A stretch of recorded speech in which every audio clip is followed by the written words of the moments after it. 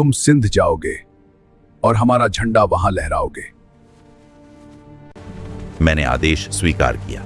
मैं उमैयद खिलाफत का एक सेनापति था।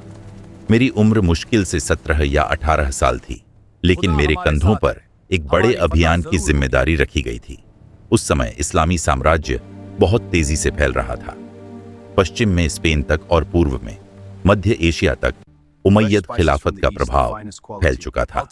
लेकिन अरब शासकों की नजर अब एक और दिशा पर थी, सिंध। सिंध उस समय भारत के उत्तर पश्चिमी क्षेत्र में स्थित एक समृद्ध प्रदेश था। यहाँ का शासक था राजा दाहिर। कहा जाता है कि अरब व्यापारियों के जहाजों को सिंध के तट के पास लूट लिया गया था।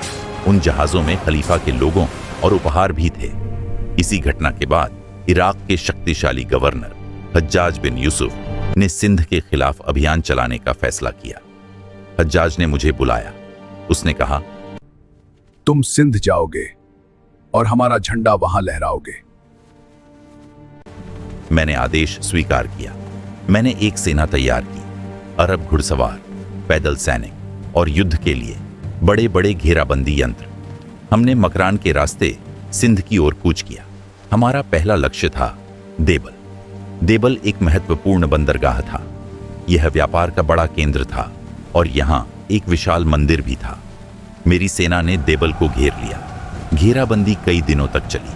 फिर हमने अपने युद्ध यंत्रों से किले की दीवारों पर हमला किया। आखिरकार देबल हमारे कब्जे में आ गया। देबल की जीत के बाद हमारी सेना सिंध के अंदर आगे बढ़ी।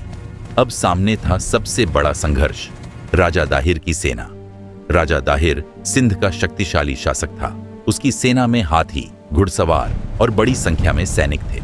712 ईस्वी में सिंध की धरती पर दोनों सेनाएं आमने सामने खड़ी थीं। युद्ध शुरू हुआ। लंबी लड़ाई के बाद राजा दाहिर युद्ध भूमि में मारा गया। उसकी मृत्यु के साथ ही सिंध की शक्ति कमजोर पड़ गई। इसके बाद एक एक करके कई शहर हमारे नियंत्रण में आ गए। नेरुन, सिविस्तान और मुल्तान। मुल्तान को उस समय सोने का शहर कहा जाता था, क्योंकि वहां बहुत धन और मंदिरों की संपत्ति थी। सिंध पर अधिकार करने के बाद हमने वहां शासन स्थापित किया। भूमि से कर वसूला जाता था, लेकिन व्यवस्था को स्थिर रखने की कोशिश की गई।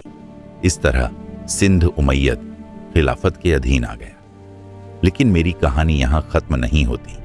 कुछ ही वर्षों बाद उमैयद साम्राज्य की राजनीति बदल गई। खलीफा के दरबार से आदेश आया। मुझे वापस बुलाया गया। मैं सिंध छोड़कर वापस गया और वहीं मेरी कहानी का अंत हो गया। लेकिन मेरे अभियान ने इतिहास में एक नया अध्याय खोल दिया था।